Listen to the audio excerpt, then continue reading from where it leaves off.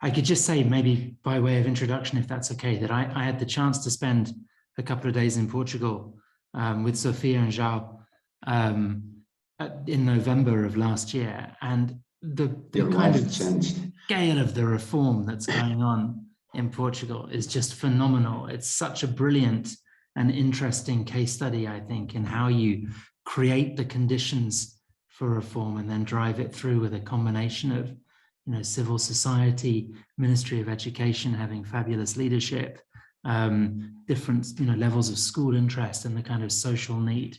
So I'm really excited to hear what you're going to say, João. I'm very much looking forward. Thank you, Dominic, and thank you for having me as host of this roundtable. I'd like to say, whenever anyone, we are not many, wants to interrupt me, to comment, to ask questions, clarifications, please feel free to do so. Just turn on your microphone and start speaking.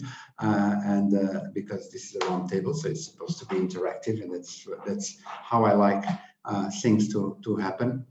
And so, as I said in the teaser before, when we were all together, my goal is to give you an overview of what we've been doing in Portugal for the last couple of years.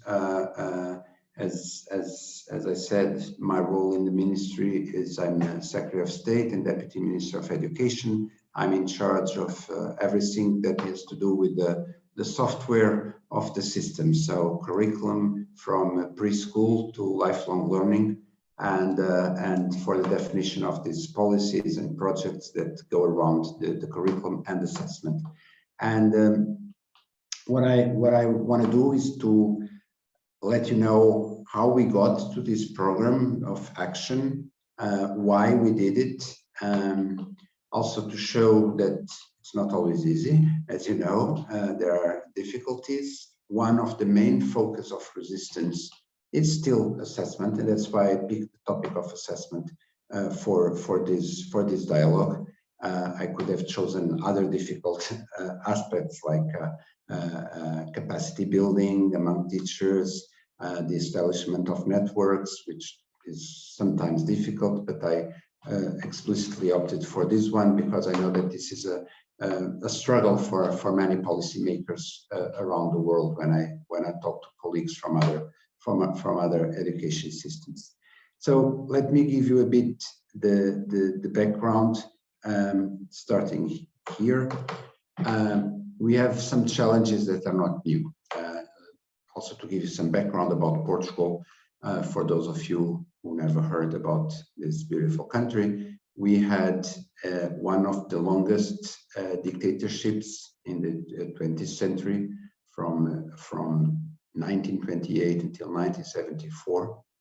Sorry, 1926 until 1974. And this dictatorship caused a major delay in the qualification of the population. So back in 74, it appears to be many years ago, but it's only 48 years ago. Back in 74, we had more than 1/4 of the population was illiterate. We had less than 1% attending university, around 4% of youngsters in high school. We don't need to go back to 74. 20 years ago, we had above 50% early dropout rates in Portugal. And so this had major impacts on the whole of the country, in our economy, in the transgenerational dimension of education, and with big problems of exclusion. So the challenges some of the challenges that I will be addressing throughout my presentation are all challenges in the way that we have to provide answers to these questions, how to ensure education for all. This was the challenge in the 70s and the 80s and the early 90s, was to build schools, to form teachers, to make sure that students stayed in school. I studied in a public school in the outskirts of my city. It was common that half of my class would leave before concluding schooling. Then the other question is, how can we grant success for all? That is to say, it's not sufficient to have schools open. It has to be, we have to make sure that that everyone learns. How do we shift from word to action when we're talking about inclusion? Many times when we're talking about inclusive education, we have these beautiful words, but then by the end of the day, it may be the case that we don't really have inclusion.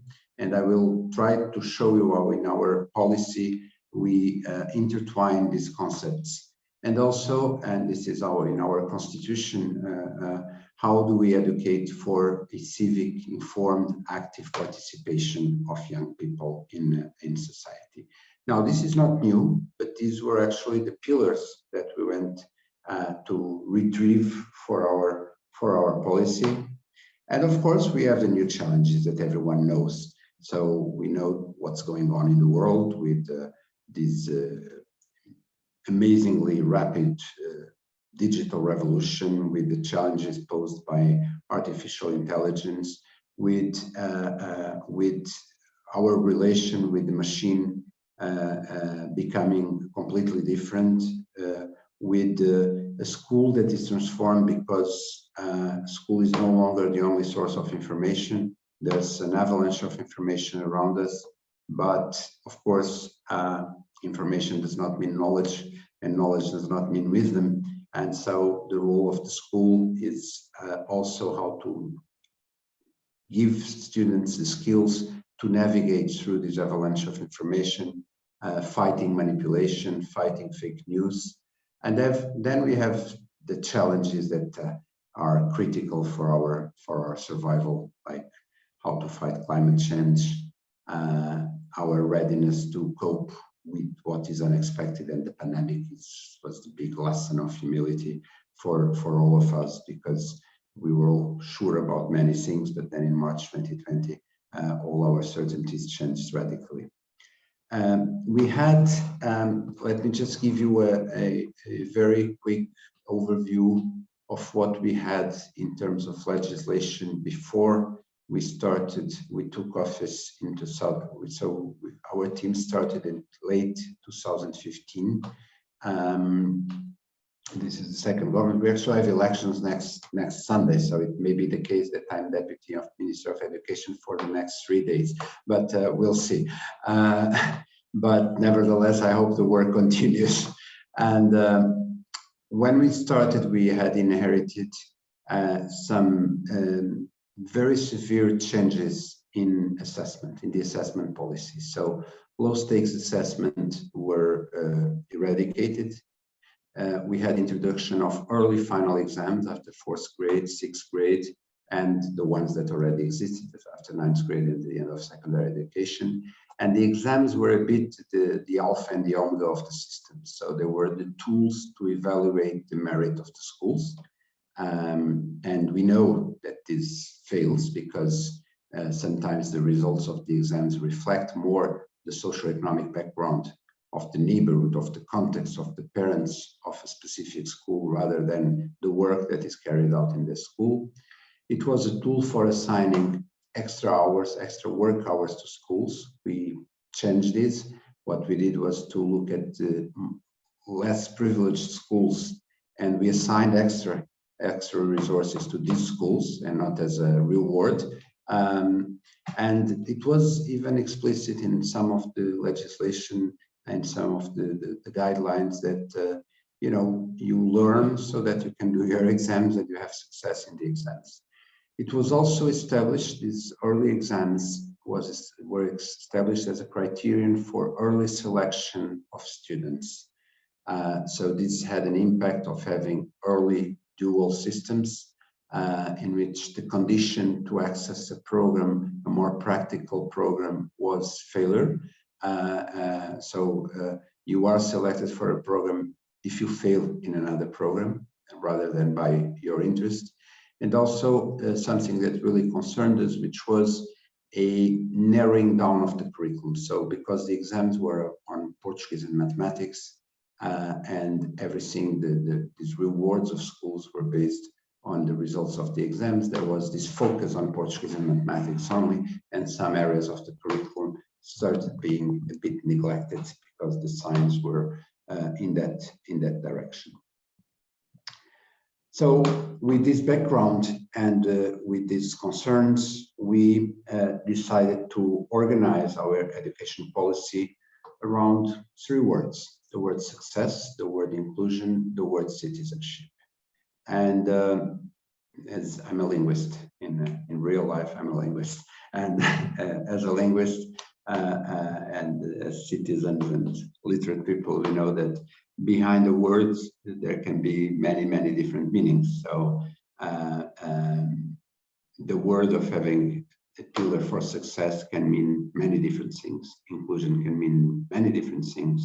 Citizenship may mean many different things. So what I will do is to guide you through the meaning we assign to each of these words and the reflex of this meaning on the actual measures that we took.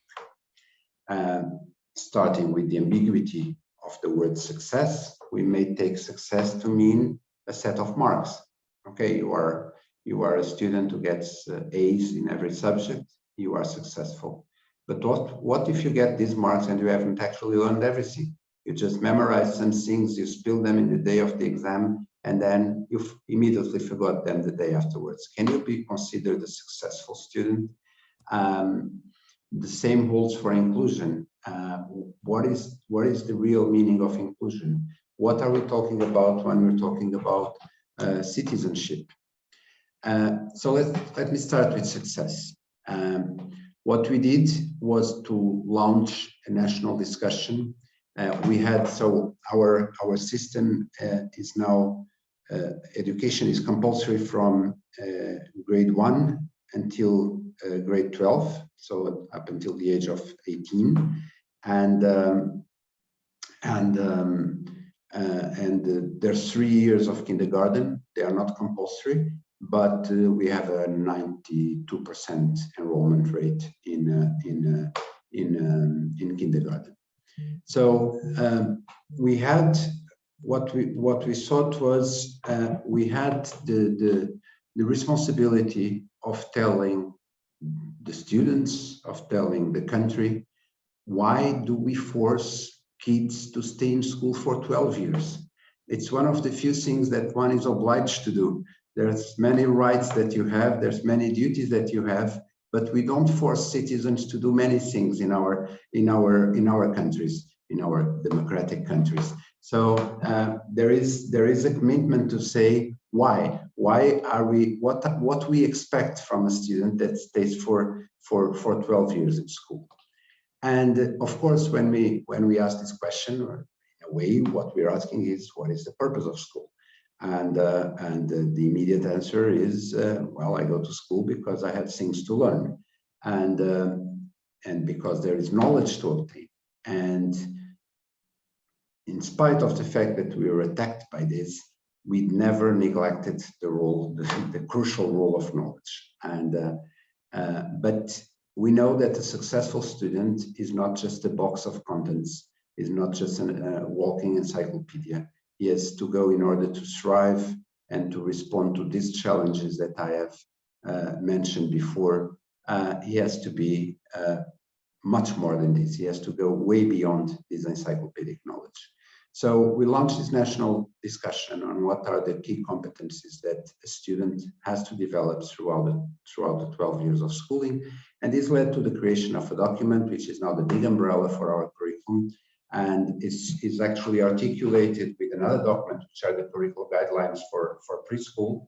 And in this document, which we call the student profile by the end of compulsory schooling, we identify values, principles, and a set of key competencies to be developed. The competencies are the ones that you have in the slide.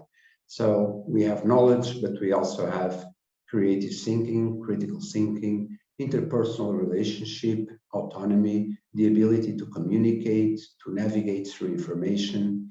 One area that is very dear to me aesthetic and artistic sensibility. What we're saying is that you are not a complete human being if you're not waking up for the arts and for being able to awe, to wonder what is beautiful, because that's what prompts you to ask questions and to be curious and to be reflective and to see other possible worlds. And this is really critical for your life. So what we try to do here is a bit to have a holistic approach to education, in which knowledge is as important as thinking. The way we relate to our emotions and to each other is as important as being able to master languages and texts and scientific knowledge. And why? Because if one of these little feet is missing, you may be less balanced as an adult that went through school than if you have developed all of these domains. Now, of course, one of the questions that we immediately asked when we presented this document, we started the house by the roof. We really started with this document, and even teachers were like, where is my subject here? Where is geography? I can see chemistry here. And that's one step further. And what we did then with the individual subjects was so we had a problem, and still have it in a way, a problem that is common to many countries, which is a problem of curriculum overload.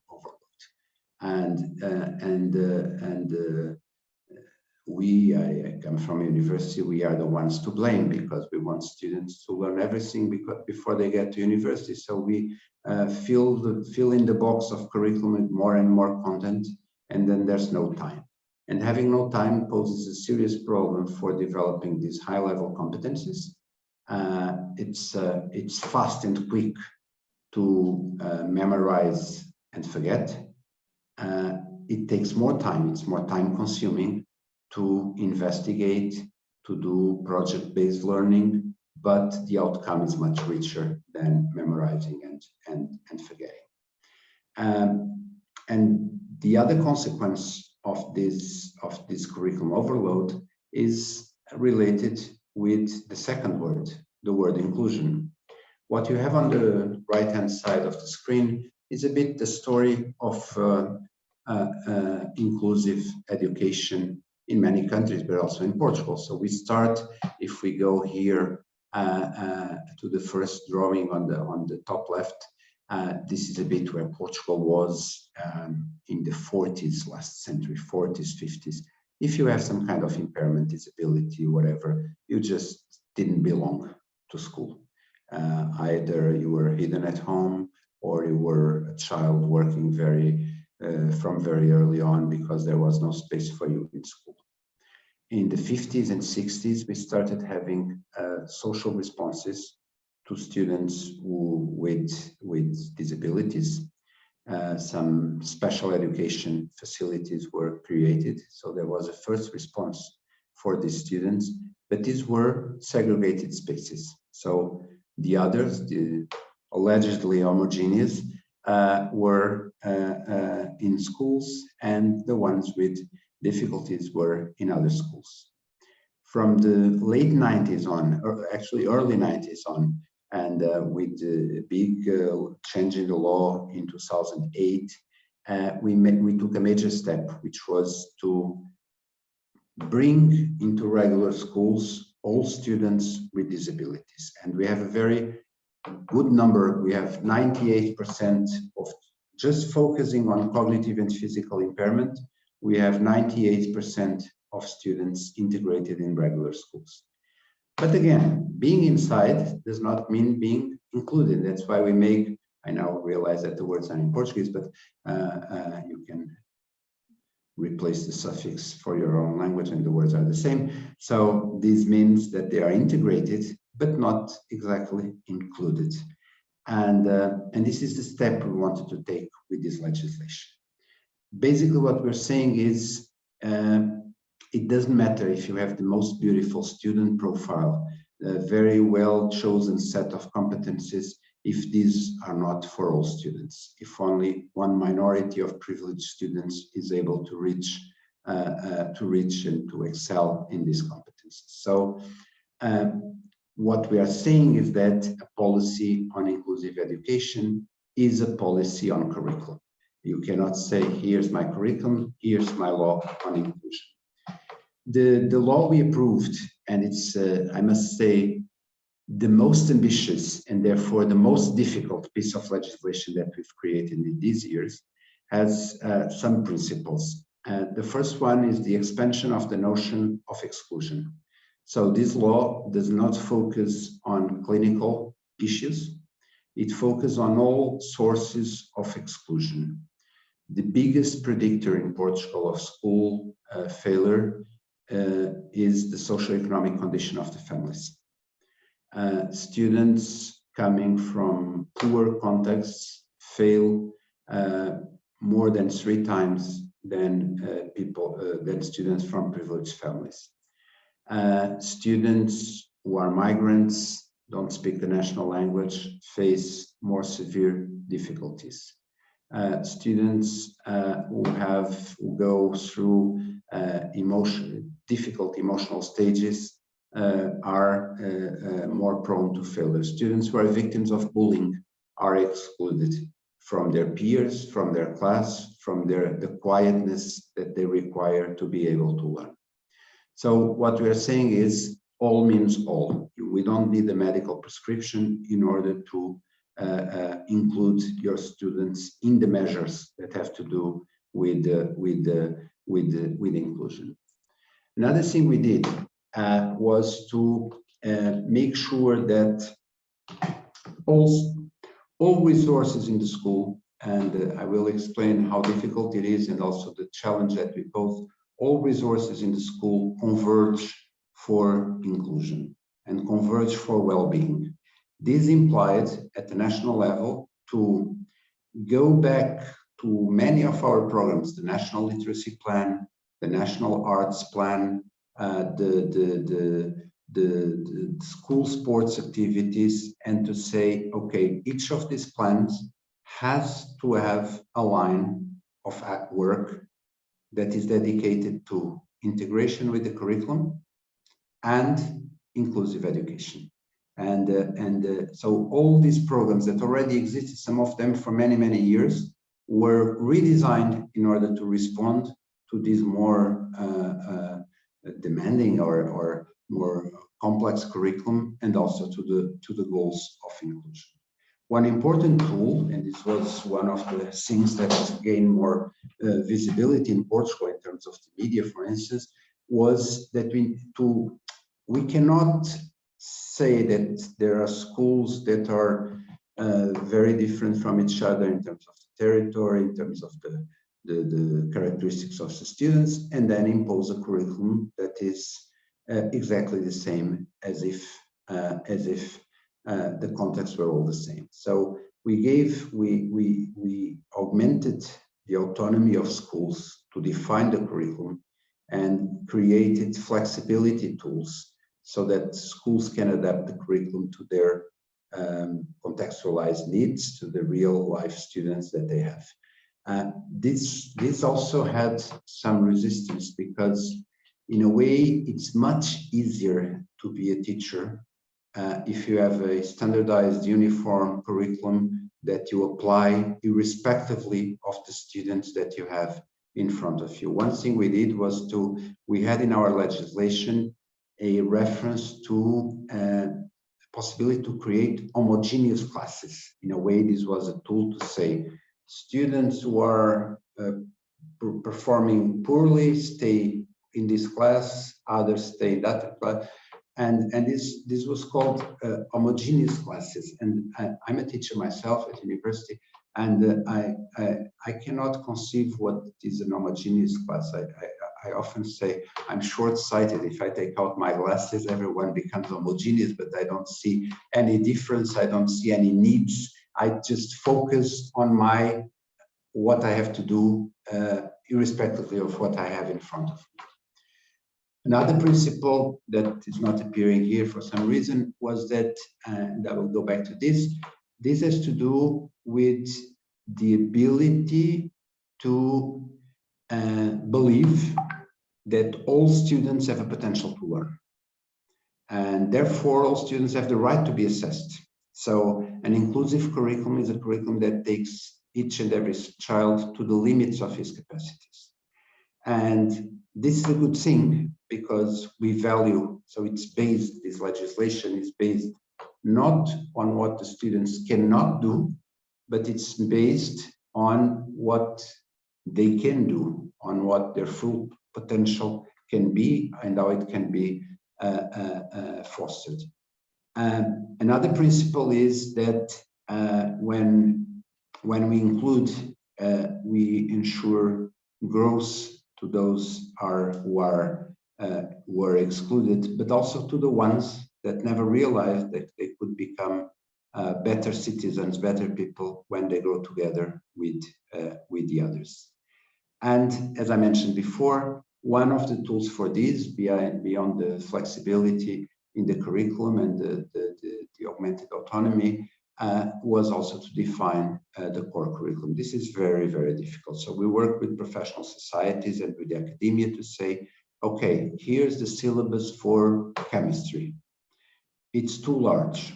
Let's make links between the syllabus and the competencies of the student profile so that each and every subject can be an active contributor to this student profile, and to make sure that there is room left for different ways of teaching, differentiation, to pay attention to different students.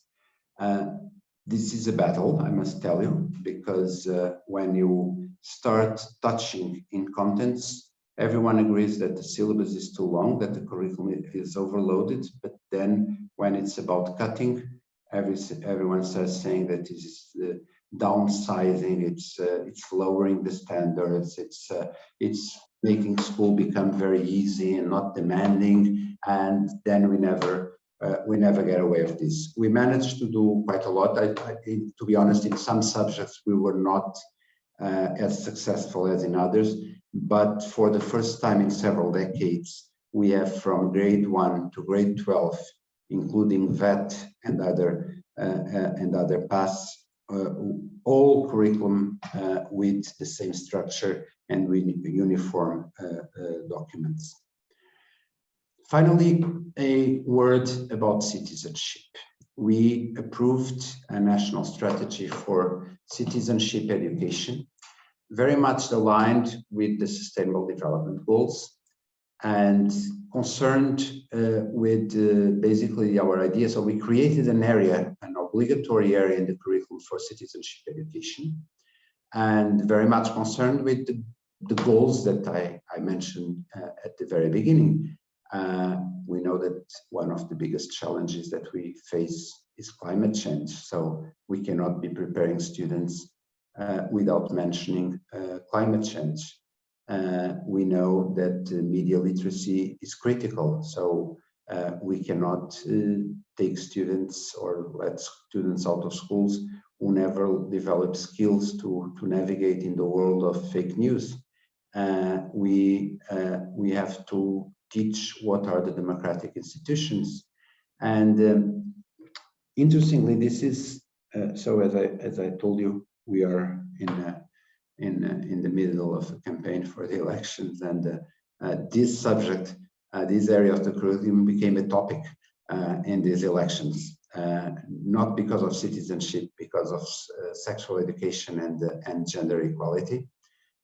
So as you can imagine, very conservative sectors of our society create all kinds of ghosts about these areas, saying that this is an area that is reserved for families, that we are indoctrinating little children about the horrible things. But actually, the good news is that this area of the curriculum is not indoctrinating, is providing information and knowledge, promoting debate and thinking, so that students can choose and act according with their choices. But we want their choices to be informed and not based on some big letters they find on Instagram or Facebook, and that can mislead them. Now, so what we have is several pieces of legislation, and they are all based on some key concepts, contextualization, to make sure that schools have the ability to develop the curriculum in context based on the school's knowledge of the reality, providing the instruments to be able to adapt, with a big focus. And this was, as I will show you in a minute, it's one of the big changes. We don't want assessment to eliminate. We want assessment. The purpose of the assessment is better learning, with action as early as possible. So let's not wait for the end of 4th grade to check whether students have learned. Let's try to act earlier. And one of the most important aspects is that learning is at the core of all this. So school is about learning. It's a place where you go to learn. To learn what? The key competencies of the student profile and all the other things that I mentioned. Big challenge for the ministry and for the schools is the integration of all this. So we find it even with ourselves at the ministry that sometimes, you know, inclusion is that person on that corner of the building. Projects and curriculum is another corridor. And this policy does not make sense if it's not seen all together.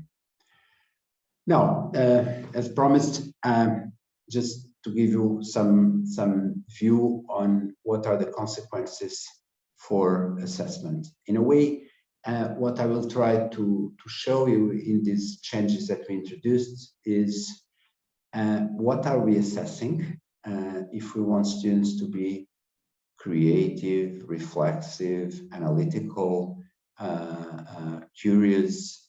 Are we making sure this happens if we only assess memory? When do we introduce assessment, and how do we assess? So I had shown you before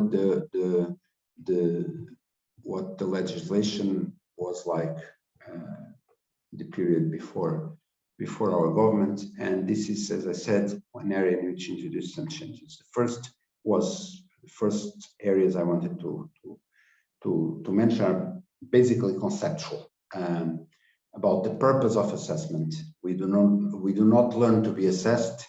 We are assessed to be able to learn better. So as I said, the main function is formative.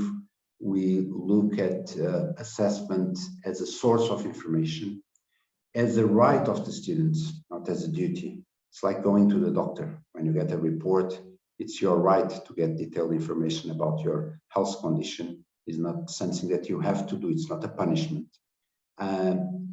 We try to introduce complementarity between what we call internal assessment, what happens in the schools, and external assessment, what is done by our assessment institute. And of course, bearing in mind that if we have a competence-based curriculum, this has to have implications for assessment, not only on what, when, and how we assess, but also on the quality of the information that we provide to the students, to the families, to the schools after assessment. So our intervention, I tried to summarize it in this table so that I don't speak for 2 hours. So in order to discipline myself, let me tell you some of the interventions that we did at the national level, at the school level, and what we did to support schools and to provide evidence in support of the decisions. First, we eliminated the early high-stakes exam, and what we did was to help schools in the improvement of the schools, of the assessment that is done inside the schools. So in particular, our intervention was to create tools to help schools to a better definition of evaluation criteria. We promoted flexibility in assessment. That is to say,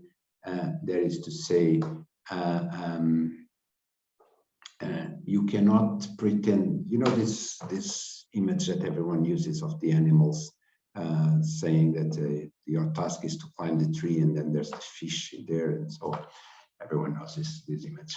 So it's a bit the same, and this creates barriers. Let me give you an example. I have this in one of the last slides, but I will tell you right away. Two stories.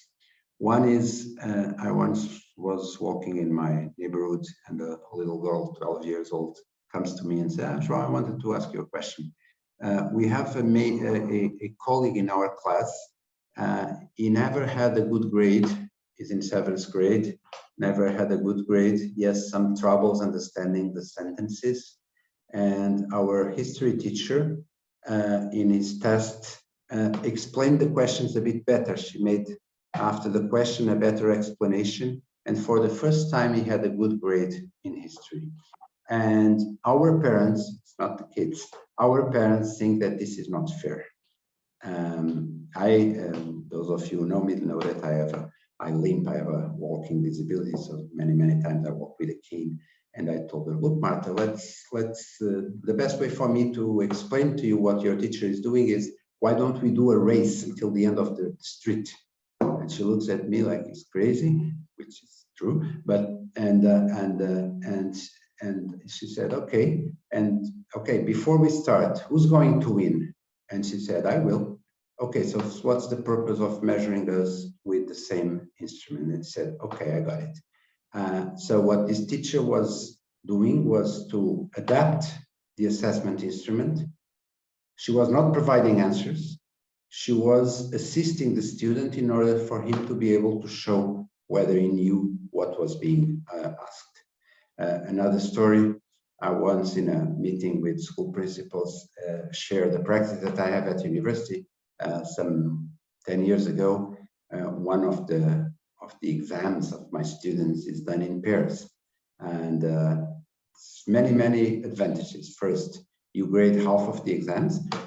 Second, they don't have to cheat because they can discuss with in their pair the answers, and they learn better because they have to study together. So I gave this example, and then a friend of mine meets me and says, I'm taking my son out of that school where he is. And I asked, why? It's a good school. And she says, no, they are doing tests in pairs. How can this be fair? What if the other one doesn't do anything? And I said, look, we work in teams all of our life. So this is preparing them for life. So there are issues of communication here. There are issues of understanding. And what we did was to create a big capacity building project called MAIA. It's an acronym for the full name of the project, promoting inter-school cooperation and to provide the scientific background to support the options that schools are taking. Also at the national level, we eliminated these early exams, but we introduced low stakes assessment on 2nd, 5th, and 8th grade, covering the whole curriculum. So for the first time, we are not only covering language and math, and with a very challenging instrument, which is two very challenging instruments, was we are also assessing arts and physical education with performative national assessment. It's very challenging. The logistics is big, but we're also conveying a message here, which is assessment is not only about pen and paper. It's also about performing. It's also about doing things together.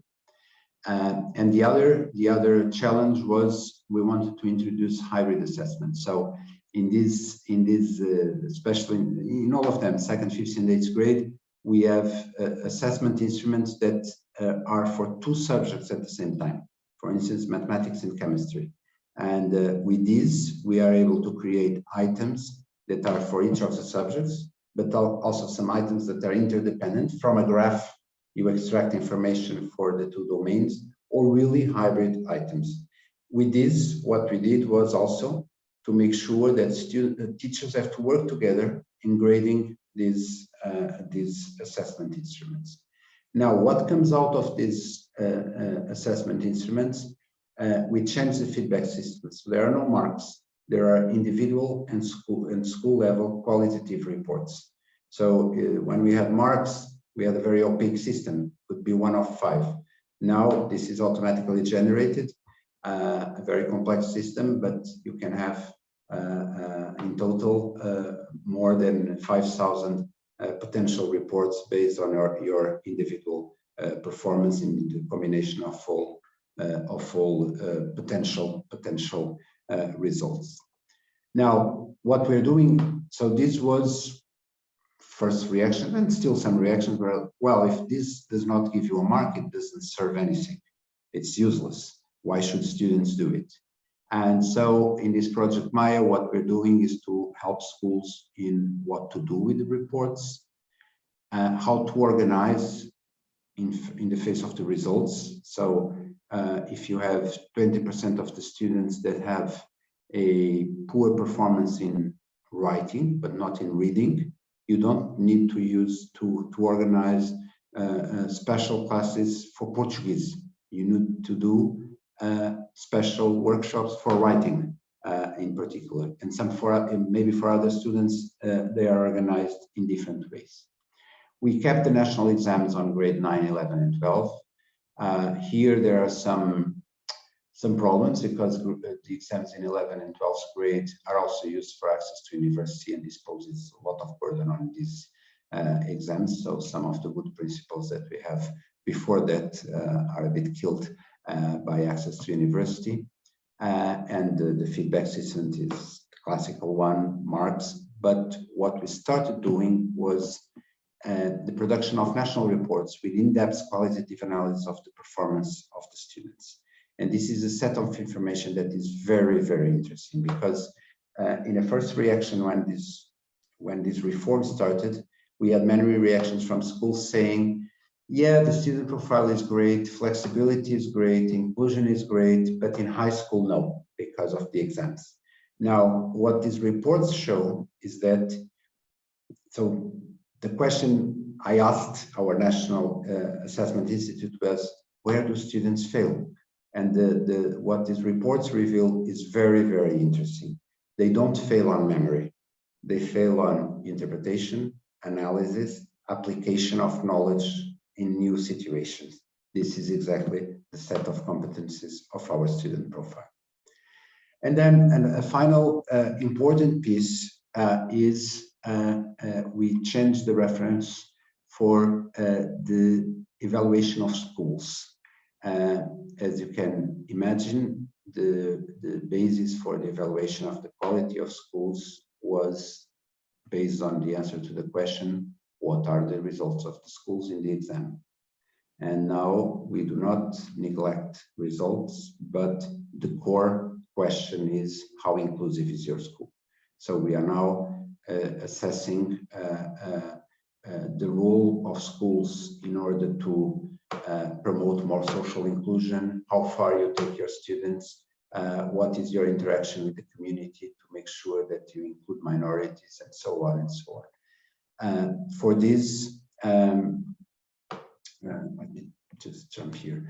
For this, don't try to read this, it's just a picture of a screen. For this, we developed new indicators. So quality of schools and the public debates are always smashed by the impact of the media school rankings that the newspapers make once a year. And I know this happens in many countries. I have a total despise for these school rankings because they don't show anything. So we developed new indicators for us to be able to assess the impact of the work at the schools. Indicators, for instance, the most recent one is what we call the equity indicator, which is we see, comparing students with the same socioeconomic background, how far a school takes them. And it's very interesting to see the results. Sometimes those schools that appear in top positions in the media rankings are not top positions at all in the equity indicator. They just happen to have wealthy students, and therefore they don't have the kind of trouble and problems that the other schools have. One important dimension was that in all of this work, and I'm almost finishing, we did the student profile, the citizenship strategy, inclusive education for all potential paths. So we wanted to include VET and artistic studies in all of 55 seconds in all of what we are doing, and the reason why I'm bringing this here is that we learn a lot from these study areas, because performance project-based learning is old news here, and the same for adult education. After school, we do portfolios of validation for skills, and when we want to have a skill-based curriculum, we have to learn from what we do at these levels. Now, I had some words about the pandemic. I will skip, but I will close with this message, which is a key aspect of all of what we've done is to involve the students. We gave students a voice, and they participated in the elaboration of the legislation, and this was one of the strongest assets of this curriculum reform, because we have to listen to those who are excluded, we have to give them the option to participate.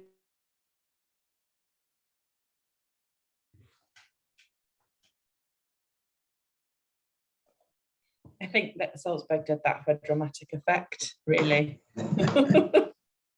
Building to this exciting conclusion, João.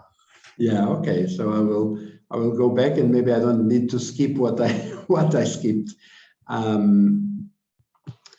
So let me, because we were talking about assessment, I had this slide with the horrible but beautiful virus, and one thing that was a bit striking for me and frustrating was when schools closed.